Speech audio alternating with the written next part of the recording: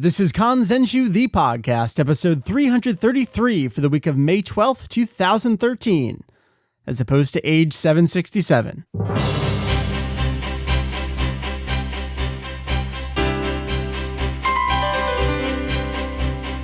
Hello, welcome to Kanzenshuu, the podcast, an extension of the all-encompassing Dragon Ball fan site. Kanzenshuu. That's right, we cover anything and everything Dragon Ball in hopes of enlightening and a little bit of entertaining. Julian, it is May 12th, around 10 a.m. on this fateful day in age 767. A duo of fearsome artificial humans arrived on an island. Kazuhiko Torishima had something to say about that, though.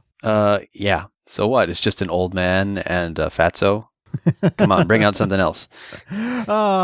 So please do indeed. I'm sure if you're listening to Kanzenshuu, you have checked out the intended endings guide on our website. This is one of those rare examples where, yes, Toriyama did something, but outside influence had something to say about the direction he was heading in. So we'll, of course, link you there. But Julian, how did you spend your wonderful Jinzo Ningen Day over there in Japan? Spent it with my family. We also reserved the photo session and the kimono rental for my daughter's Shichigo-san in November. Which is? The 753 festival, commemorating certain events that were previously done in Japan way back. So boys are age 3 and 5 and girls are age 3 and 7. And I forget, there's one where their hairstyle changes. There's another where they start wearing the regular kimono. And there's another one where the girls start wearing a full-size obi with their kimono. But anyway, this is her third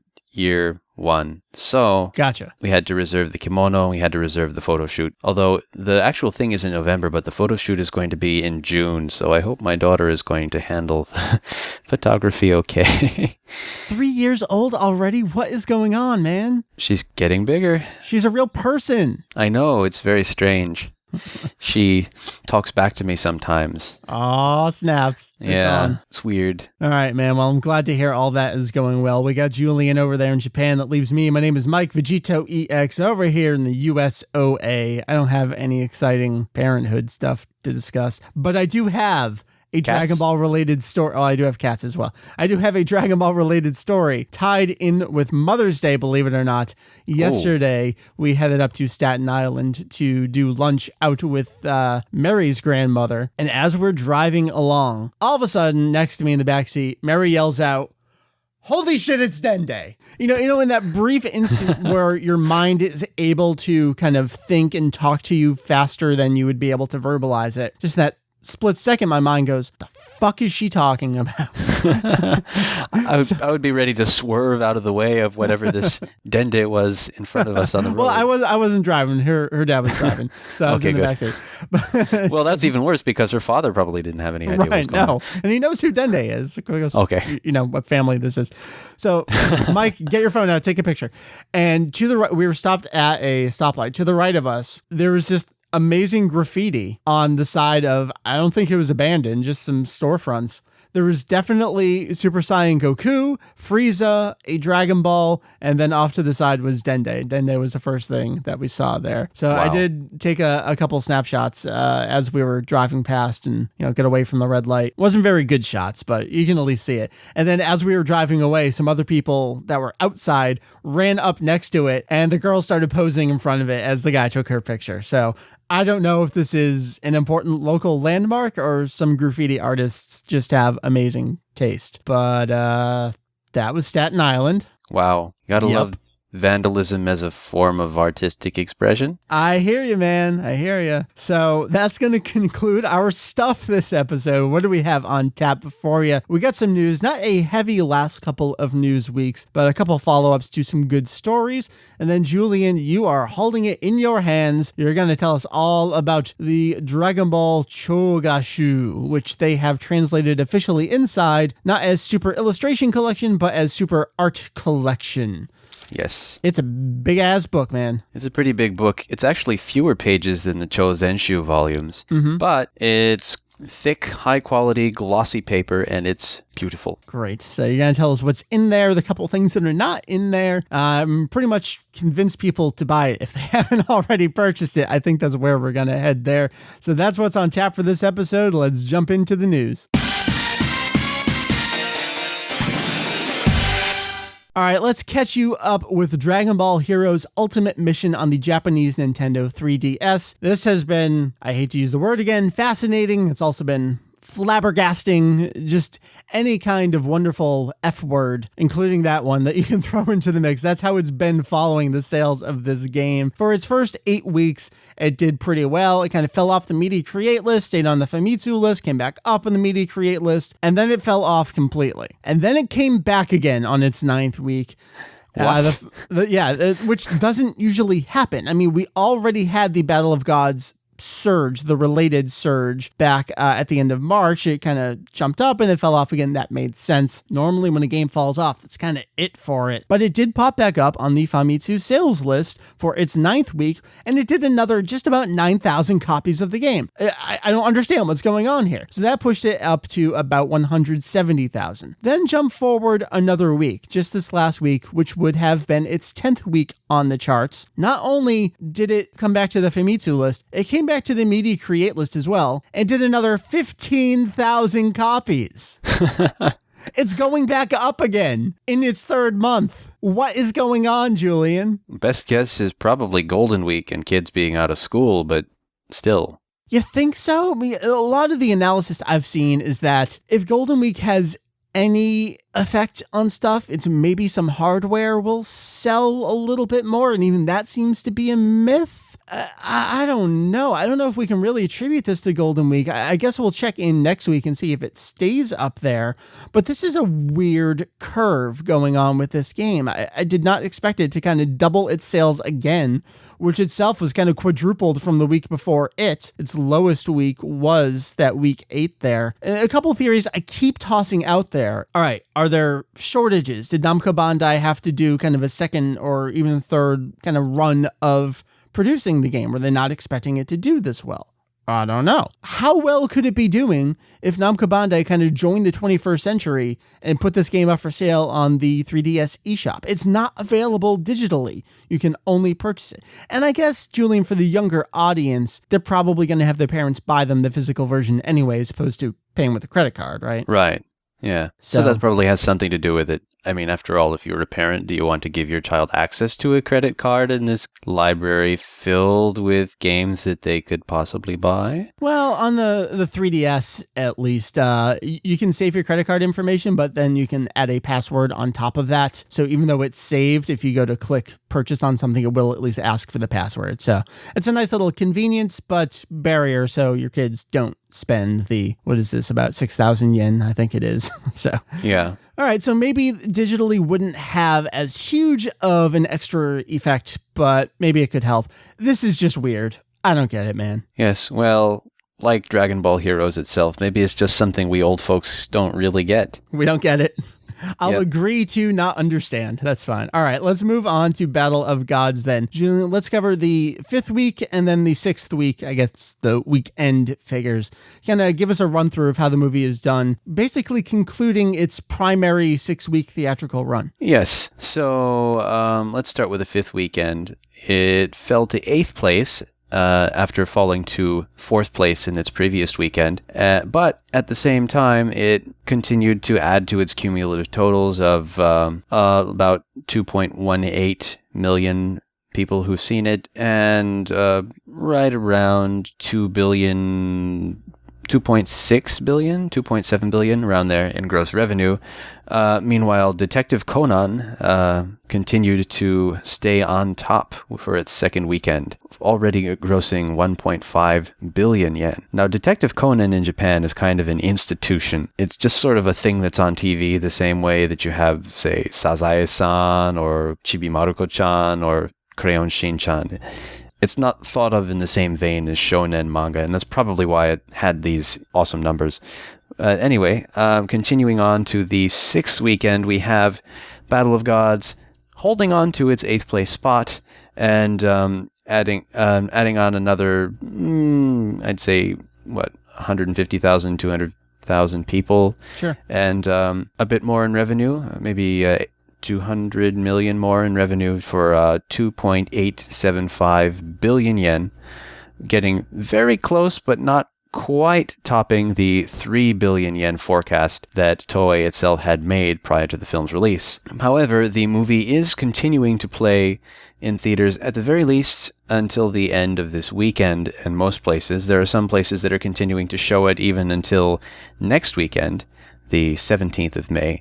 So there's still a chance for it to sort of get over that mark. But we'll see how it does. I mean, in terms of the numbers, the ones that Toei has put out have actually been the lowest of the different places that have been cataloging this. And I'm not sure whether that's differing methodologies in collecting this information or what. Yeah, sure. Well, I mean, we see that even over on the video game side, like I've been talking about, Media Create and Famitsu. I mean, Japan's the best at reporting down to the singular individual sale, and even those two, for the same exact reporting week, will have different figures. So I'm sure you can just attribute that to who's counting what, ending at what hour kind of thing. Right. So, I mean, that probably has something to do with it as well. Moving on from there, we'll see how this does. I mean, we've got the DVD Blu-ray to look forward to later this year, I'm sure. As a matter of when, I couldn't tell you, but probably give or take 6 months, give or take, you know? Yeah, I did the math based on what both Strong World and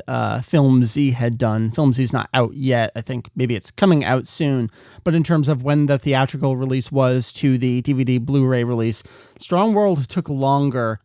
Film Z, I think, was about a 6-month time frame. I'm thinking for Battle of Gods, we can probably expect it in the fall, maybe late fall, but we don't know yet. I mean, we'll certainly announce it on the site the instant we know. Julian, my question for you. Yes. Toei projected aimed for 3 billion yen over the 6-week theatrical run. That this is what they said. Yes. It just missed that target figure. Now, it was very, very close. So one perspective you can take was, wow, they were very, very accurate. They shot for something. They essentially hit it. You could spin it as they did exactly what they wanted to do with this movie. Yes. The other side of that is they didn't quite hit that goal. And in fact, they didn't do better than it to make it a resounding success. My concern is, and I know I was talking about this on the forum, so if you follow along with the thread, you're going to hear me repeating myself, is, okay, the movie did what they thought it would do. That could mean, potentially, we either don't get another movie, or if we do, not for a while. And if we do not for a while, they'll probably play it even safer than this movie did. Because why take the risk? Why put in that extra expense if, well, it's only going to do exactly what we think it's going to do. It's not going to do better. Why bother? What do you think? Well, you know, I suppose there is that potential risk. I think just because of what it is, they're probably not going to, make super cheap things out of it. And, I think... Wait, hold on. They have done super cheap things. They have done Plan to Eradicate the Super Saiyan, an episode of Bardock. But for a theatrical release, I doubt. Okay. Yeah. But the other thing, too, is that I think, regardless of its performance, I think they're going to take at least a year or two off from any kind of movies. Just because that number one, it creates a better product in the end, and number two, it builds up demand for it, which helps it do better in theaters. Right. That's actually the trick that's been going on with One Piece, is that since the creator got directly involved with making the movies beyond character designs, his suggestion was not to do it as often because they were doing it basically every year. Yeah, it was following the standard formula. And I know between Strong World and Film Z, what was it? Mugiwara Chase was the name of it. Was that the 3D one? That was just kind this little 3D throwaway thing, yeah. Yeah. So maybe they could do something like that with Dragon Ball, or maybe not even bother. But I think you're right. I think we're going to take a little time off here. And, let's just tie that directly into the next and final news story for the week right here, which is Namco Bandai put out their year-end fiscal 2013 figures. And Battle of Gods was kind of right at the tail end of this. Yeah. But you look at what they did and what they were projecting, and didn't seem like it made a huge difference. So in 2009, Dragon Ball was not on the top performing list for Namco Bandai in terms of franchises. I'd have to go back to 2008. It might not have been there either. 2007, it definitely would have been. And then it did pop up last year. It's no longer on that top performing list again for fiscal 2013. The number 5 slot went to Pretty Cure, which Julian, you're of course familiar with. Big fan over there, right? Oh, of course. I have a feeling my daughter's going to get into it very soon. Very soon. Yep, you'll know everything. Oh boy. So Pretty Cure at the number 5 slot for overall franchises for Namco Bandai. That did 11.6 billion yen this last year. Last year, Namco Bandai, when Dragon Ball was on the list, their forecast for the Dragon Ball franchise was 8.5 billion yen for this fiscal 2013. So it's definitely below 11.6. 8.5 is below that. It's probably around that number. And unfortunately, we're not going to know what that number is unless next year Dragon Ball rises back up to that top performing list, and then we can kind of retroactively plug in those numbers, which thankfully we were able to do last year when we did have a year or two of missing numbers. Once it's on there, they kind of list the last 2 or 3 years, so you can fill in those blanks. And then no individual games were listed in the report. Obviously, all we had last year was DBZ for Connect and Budokai HD Collection. Those clearly didn't perform up to the level of other games, and they weren't even released in Japan, so that had no significant impact on them. But then let's take it over to toys and hobby merchandise. This is non-video games for Dragon Ball for Namco Bandai. It did actually jump a little bit. It was 4.4 billion yen last year. It did 4.8 billion yen this fiscal year. And while it's not actually stated in there, we can probably attribute a little bit of that to Heroes and Battle of Gods. Now last year they forecast they would only do 4.0. So they almost did an entire billion yen better than they expected. But even with that, still didn't bring Dragon Ball to a top performing franchise. Just not as good as the other stuff. And they are projecting, here's the thing, they're only projecting that same 4.0 billion next year. So Julian, you look at these numbers, you think about what productions we have had this year, that we might take a break this next year. Does this all seem okay? Safe? You feeling okay about it? Well, it feels like, in a way, that the movie itself was a welcome thing for fans. And I think in that respect, it was a success. But it almost feels like, in terms of merchandise, it's still basically hitting that built-in group of fans. Yeah. I'm not sure they were really expecting to make more fans with the movie. It almost feels like Dragon Ball's become sort of one of these sort of classic things that periodically gets a new release, but it's not going to change to a large extent the fan base. Right. I mean, you've got these classic series that are out there, things like Hokuto no Ken, or, I mean, nothing like Dragon Ball, but these things that have existed for a long time that periodically get new things, but people know already whether they like it or they don't. Right. That Saint Seiya is probably another good example of those kind of things, whether it's a new OVA, a couple new video games, and yeah, they do okay for that audience, but they're not really extending that audience. And that's what Toei, I mean, we're jumping from Namco Bandai to Toei here, but that's what they wanted to do with Kai, and it seemed like it did a little bit internationally, and they're hoping they're setting the stage for a third wave, but I feel like they don't really know. We don't really know. We're kind of going to have to wait and see. Did the plan work out? I feel like they had more success with Dragon Ball Heroes in doing that than an actual revamp of the TV series itself. Totally. And I think those Heroes fans did actually go out to see the movie in droves. Yep. And in that respect, it was successful. But sure, and it drove movie sales. We're talking about Namco Bandai hobby merchandise toy sales here. That doesn't account for things like what we're about to talk about with the Chōgashū and the Chōgashū, all this stuff from Shueisha, the book productions. Namco Bandai has nothing to do with. So when it comes to book sales, magazine sales, that kind of stuff, we don't really have all of those numbers, but we'll keep an eye on it. So with all that in mind, I guess let's jump over to it right now. Julian, it just came out this last week. You're going to tell us all about the Super Art Collection.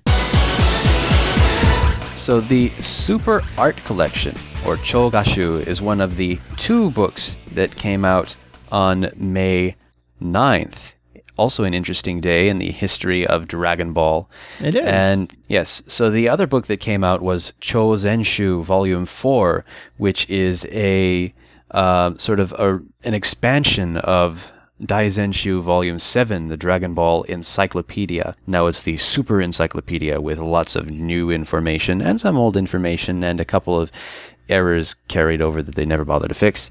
All right, Julian, now that we have the 4 Chōgashū out, I know we did talk a little bit about the first one when it came out because that was kind of a huge deal, new guidebook. I think we'll take a couple weeks and we'll come back and we'll revisit all of the Chōgashū as a whole. We do have all the overview pages on the site. I know you've got the overview page for number 4 coming up, so you can at least read that information, but we will save that discussion. Look forward to it if you want to have it in your ears. So knowing that there's this other awesome line of true guidebooks out, we have this super art collection. Yes. So this art collection, now the name is different. It's not Chōgashū Volume 5. It's Chōgashū, the super art collection. There's no numbering, and its visual look is very different. It actually comes in this glossy orange slipcase. Which you're showing me, and of course people can't see right now, so maybe you'll have to take us a couple of pictures. Yes. So it's got this image of Goku from 1990 on the cover from the, was it Jump Volume issue number 37 from that year. Yeah, classic shot.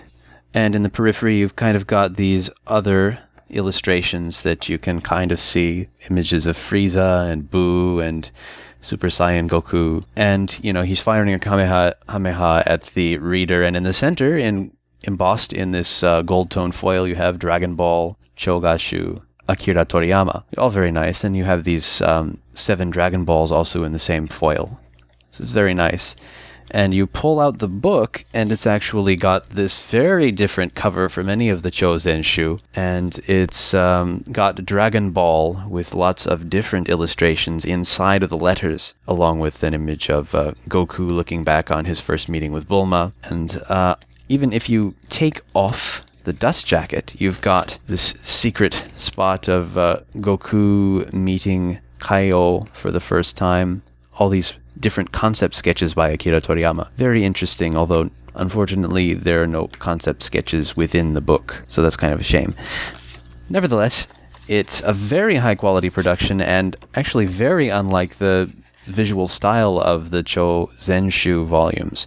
And that's why on the site we have it listed not among the Chōgashū, but with the other non-Daizenshuu guidebooks. I actually think that in the future we should probably do an art book section, because unlike the advertising for this in Jump, it is not in fact the first art book for the series. Right. But anyway, yes, so the end papers are also glossy and have some interesting shots there. There's a pull-out poster, B4 sized, with Toriyama's favorite, or at least the one that he disliked the least, illustration from this time drawing the series, actually from the same Jump issue as on the slipcase itself. This pull-out poster with Goku and Gohan riding this 2-legged motorcycle thing. And on the back you have this listing of all the Jump issues with Dragon Ball on the cover, which is very nice. But yeah, in terms of inside the organization, it's very much like the first Daizenshuu.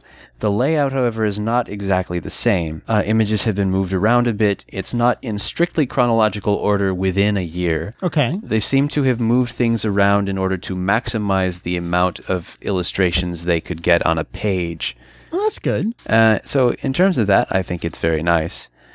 Some of the chapter title page illustrations have been made smaller, and they're still very clear, very sharp, but some people may find that slightly annoying. It's never, small enough to make you sort of have to squint, but some people may dislike that. I should say that this is 240 pages, which is actually over 100 pages less than your typical Chōgashū volume, which was, I think, 352 per book.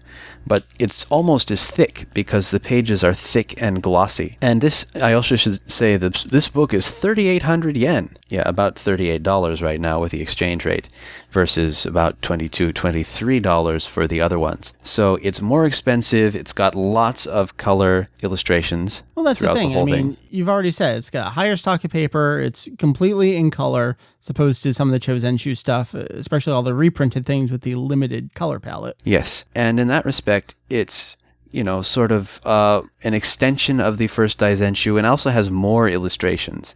There are illustrations that were included in the 7th Daizenshuu volume, having been left out of the first, that are now in the Chōgashū, or the Super Art Collection. Tell me about those. What kind of stuff would that include? A couple of two-color illustrations that are nevertheless sort of interesting for their composition. There are some cartoons that were, for example, in the Dragon Ball Z anime special, where he talks about his process of drawing the series and some of his concepts for the series that changed, Right. And things like that. It's just little minor stuff that sort of appeared in Jump and fell by the wayside for the first Daizenshuu. And then you also have concept illustrations for Dragon Ball GT. Of course, the three very famous images that Toriyama drew for promoting the series. It appeared on things like telephone cards. And you have the vast majority of his post-Dragon Ball work in here. And by post-Dragon Ball, I mean post-manga. So things that he drew after the series ended in Jump. Yeah, let's talk about, I guess let's consider that all the new material. And I know a good batch of that would be the illustrations from, for example, the Kanzenshuu covers. Yes, but even before that, you have all of the Daizenshuu covers in here. Oh, okay, that's a great inclusion because the Chōgashū covers did borrow from them, but obviously fewer Chōgashū, fewer covers. Yes, you have his sketches and his messages to the fans from the Daizenshuu volumes. So intros and the final thank you message from the last one. Nice. You've got the various Nekomajin cover pages. So Nekomajin ga iru, Nekomajin ga iru 2, Nekomajin Z, and Mike. You've got these little sort of images that appeared in things like V-Jump and on the online site Jumpland. Do you remember that? Oh, I sure do. Yeah. Back in, say, 2003, there was this very Flash-based site called Jumpland, and you could have this little avatar character that walked around. Yeah, you walked stuff. around and did stuff. Yeah. I got a couple of wallpapers and things there? Wallpapers for there, yeah. So there's a couple of illustrations that he drew for that were used as wallpapers. Nice. There, you have the messages for the Dragon Boxes, which includes his illustrations, for example, of Super Saiyan 4 Goku and Gogeta. Oh, nice. Neither of which were designed by him. So I was going to say, let's pause there because I see this all the time. Oh, Toriyama designed Super Saiyan 4 and see, here's his picture of him. No. Julian, we know all the Dragon Ball GT character designs other than some of the earlier stuff that Toriyama did contribute. GT as a whole, Katsuyoshi Nakatsuru. And then Toriyama did draw this picture of Super Saiyan 4 Goku for the Dragon Box release of Dragon Ball GT. That was 04, was it? Right around there, yeah. Yes. And so at the same time, you have him drawing Gogeta, who was designed by Tadayoshi Yamamuro. Right. For the movie. So this also is, in essence, sort of his fan art of something that someone else created. Very cool. Yes. And it also has his sketches for the covers of the two anime guides that came out in 2003 and 2004. Oh, nice. That was Son Goku Densetsu and Tenkaichi Densetsu? That's correct. Gotcha. So it also has the finished book covers alongside there. And of course you have the front and back covers of the Kanzenban comics all in here as well. Very cool. There's some other minor stuff. For example, for a while there was this feature in V-Jump called Dragon Ball Damashi, which covered all the various video games coming out. For the series at the time, which was actually quite a lot. And so he designed the logo. In fact, he drew two different logos. There was one that started in the June issue of 2004 for V-Jump. Mm-hmm. And then he redesigned the logo a little while later in 2005-ish. I remember all of that stuff. That was Dragon Ball Z3, Budokai 3 onward through the Sparking series and stuff. Oh, yes. And just other things like little minor Goku illustrations that got included for Jump, celebration of Dragon Ball's 20th anniversary, illustrations for the DVD bonus figure stuff. Yeah. All of that kind of stuff in here. And of course you have Dr. Mashirito Abare-chan and an image celebrating the start of Dragon Ball Kai. Yeah, let's talk about from there onward then, because that is kind of this most recent modern wave of Dragon Ball material. But there were also a lot of kind of side steps there. I know some of the things we talked about when we promoted its availability on the site were things like the tsunami and earthquake support image. He actually did a couple of them. Tell me about all of those little miscellaneous things. Yeah, it's interesting, the sort of you really look through here and you realize he's done a fair amount of Dragon Ball stuff over the years, even though he hasn't been doing a lot. But just all these little illustrations, commemorations of different events, the covers of the super exciting guides, and of course in 2011 he had this support image for the victims of the earthquake and tsunami in Tohoku. So there's one image of Goku along with Arare-chan from Dr. Slump, and there's another one where Mr. Satan is saying, the Genki Dama is getting bigger and bigger. Yep, I remember that. Thank you. So, he's definitely been active in the series, even as at the same time he hasn't been doing, huge amounts of stuff. Like, the only illustration for 2012 is the Goku that got set alongside Luffy for the Super Collaboration ticket. Right. Well, that's a good inclusion there as well. And so, in fact, for 2013, you have several pages. You have all this stuff for Battle of Gods, his character design artwork, including the only commercially released publication so far that has Toriyama's own illustration for Super Saiyan God. Right. This is something you saw at the, what is it, Toriyama the World exhibit? Yes, Dragon Ball the World of Dragon Ball. World of Dragon Ball. Yeah. Yes. So that was pretty cool. In fact, if I have one complaint about this particular section is it doesn't have the text that he included along with it, explaining that he said, for example, with Mai's guns, I just sort of made this. You can use whatever you want. Okay.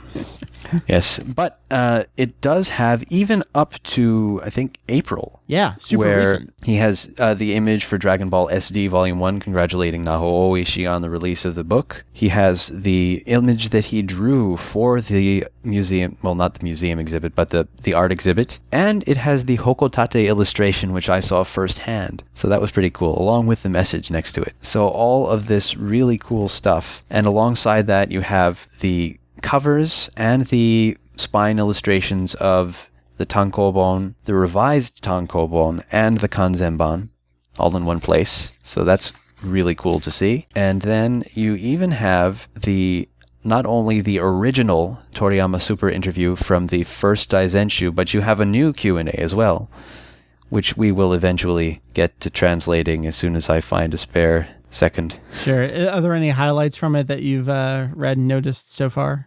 I actually haven't paid that much attention to it. I've already read through the ones in Chōgashū Volume 4, but he's talking a little bit about his experience going to digital, for example, talking about drawing manga after having gone to digital, for example, with the Nekomajin series, and also talking about the big poster that he did with all of the characters for Battle of Gods. So it was pretty cool to see some of these comments, but of course there were some things where it's like, well, I really hate drawing the image, but it was actually kind of fun designing the characters and their hairstyles and their poses and stuff. Yeah. So, typical Toriyama, but it was fun. It's always interesting for me reading the author in his own words. I know there are people who concentrate on the story aspects, and there are people who concentrate on battle powers, but I really like these sort of behind-the-scenes things and trying to get into the author's head. So for me, these interviews are sort of the meat and potatoes of this book, even though it makes up only a few pages in the back. Right. Well, cool. We look forward to your translation of that. And Chōgashū 4 has a new interview as well, right? It has a new interview with Akira Toriyama, and it also has a new... I wrote essay, but after having really read through it, it feels more like a long monologue. Where she's just giving her reflections on her, 27 years of involvement with a franchise. We should say Masako Nozawa there. Sorry, did I not say that? Yeah, Yes, the voice That's of right. Goku. I know who you meant. Yes. Yeah, even going up through things like episode of Bardock and Dragon Ball Kai and the various I'd love to know what she has to say about episode of Bardock, because it's just like this kind of thing over there. What do you even say? Yes. Well, you'll have to look forward to the translation. All right, I do. All right, Julian, let's kind of, the way I like to wrap up these kinds of overviews and mini reviews is, all right, who should buy this? Now, as opposed to the Chōgashū, and especially Chōgashū 4, which is text, picture, text. This is all pictures. I mean, yeah, we got the interviews in the back here as well, but if you love Dragon Ball art, is this a no-brainer? Yes. Now, if you enjoy seeing a few of these images at a slightly larger size, then you might want to also track down the first Daizenshuu, but considering the sheer amount of post serialization content that's in here, and even a couple of illustrations that were not in the first Daizenshuu from that time period. I think it's worth a definite buy. Now, I think Peking Duck on his blog was listing a number of the things that were not in this book. All right, so it's kind of an equivalent to the old Kanzenshuu feature, which we ported over. The My Dragon Box isn't perfect. So is this a little bit of My Chōgashū isn't perfect? A little bit, especially the very early stuff. There's a couple of illustrations done for the very first jump cover, like the first chapter was in, as well as a couple of preview images that Toriyama drew promoting the series before it started.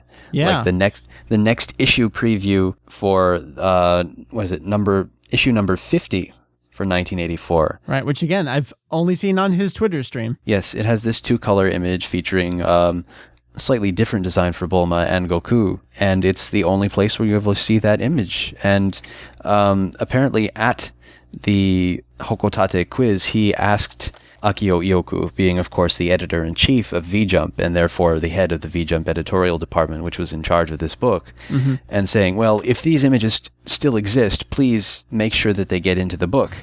And he said he'd do what he can. But so I guess Peking Duck is taking this to mean that, well, like maybe they just don't exist anymore. It's very possible. They were early. They were 2-color. Maybe they got thrown out. I don't know. Right. So the best we could do is scan the original Jump page, and yes. I feel like I don't even want them cleaned up from there because I just don't want that preservation of the time.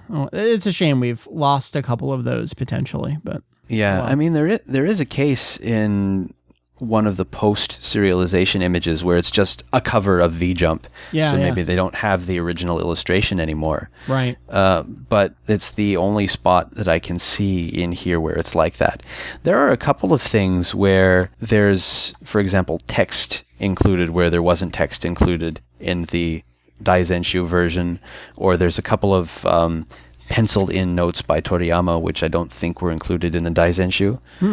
But other than that, the images themselves and not their placement are largely identical. Gotcha. Yeah, something I want to point out as we keep talking about Daizenshuu 1, stuff that's carried over. As you may or may not know, Daizenshuu 1 was the only one released by Viz over here in North America. It was back in 2008. Yes. Amazon says you purchased this item on August 5th, 2008. So it was around that time. It's still in stock. It's $20 right now. So if you kind of want to get the best of both worlds with some of the images being larger over in Daizenshuu 1, you can certainly still do that.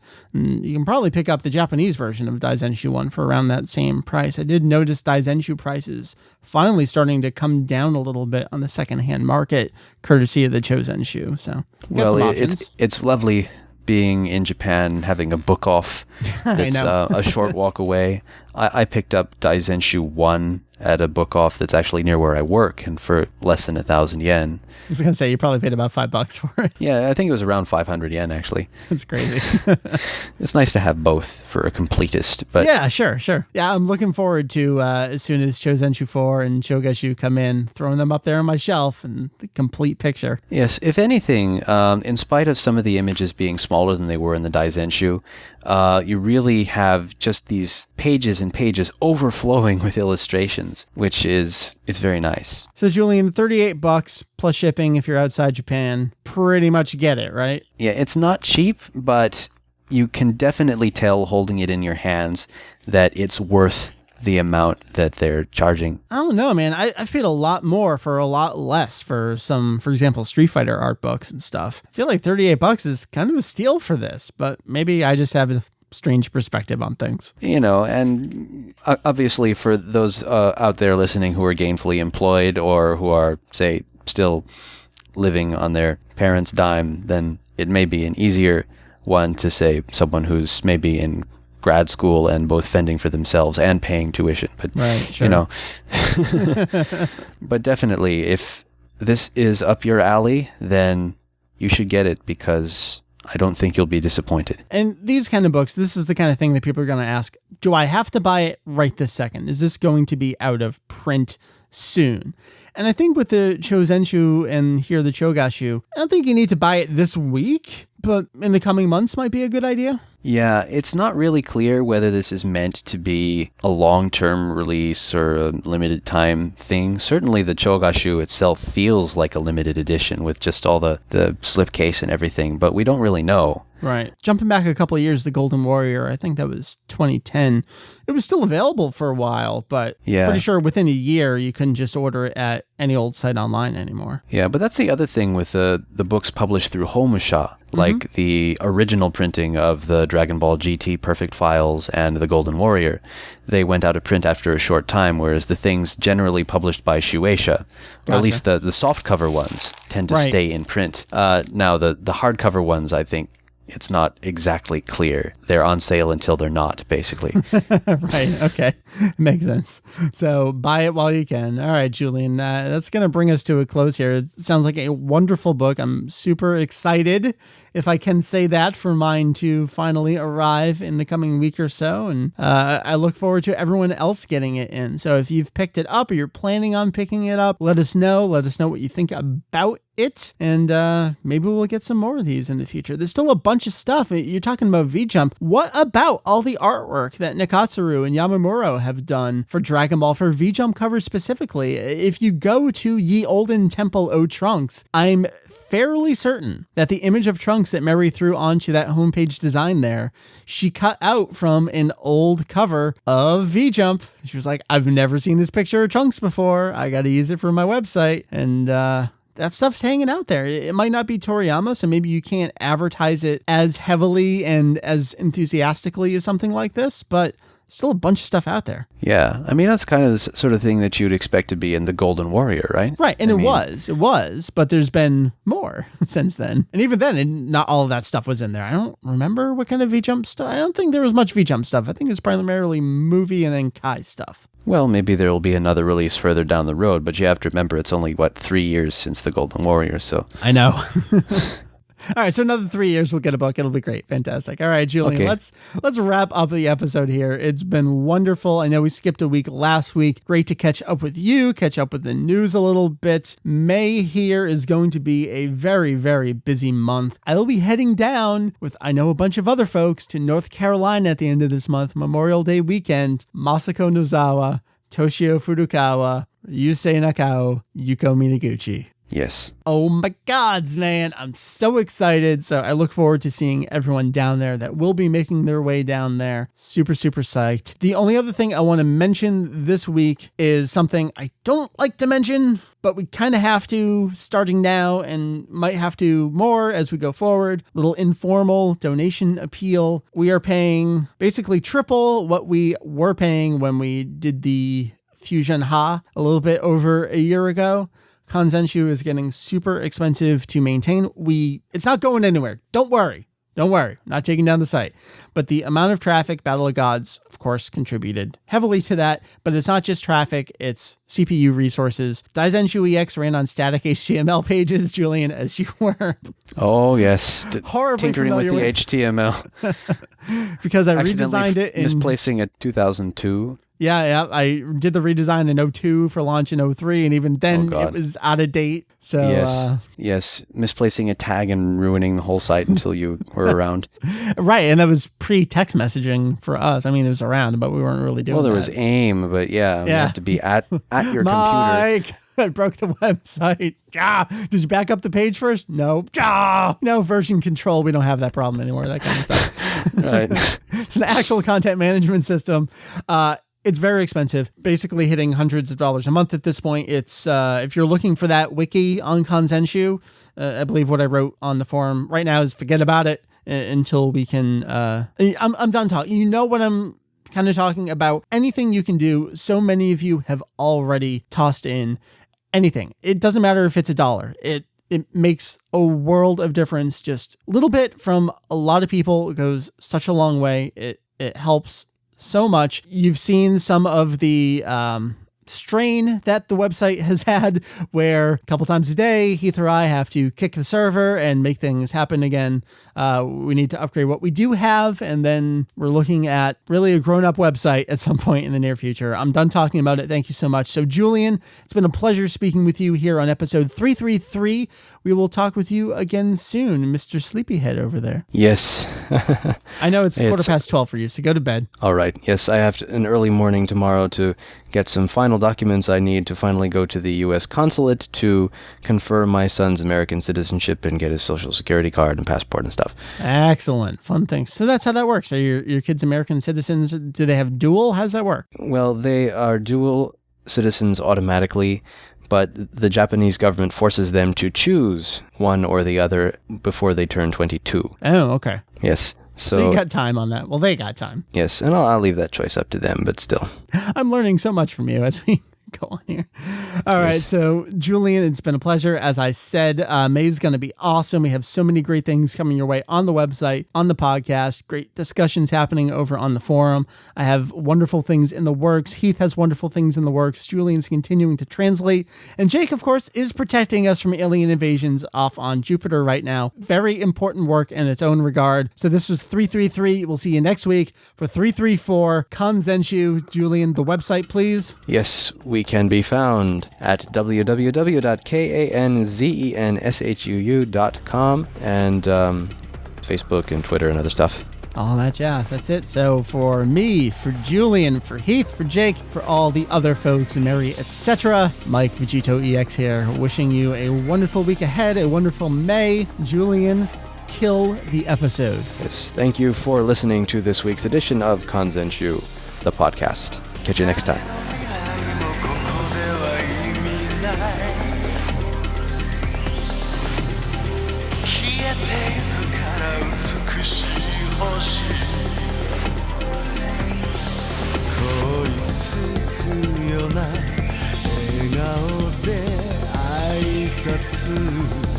悪の誘い月の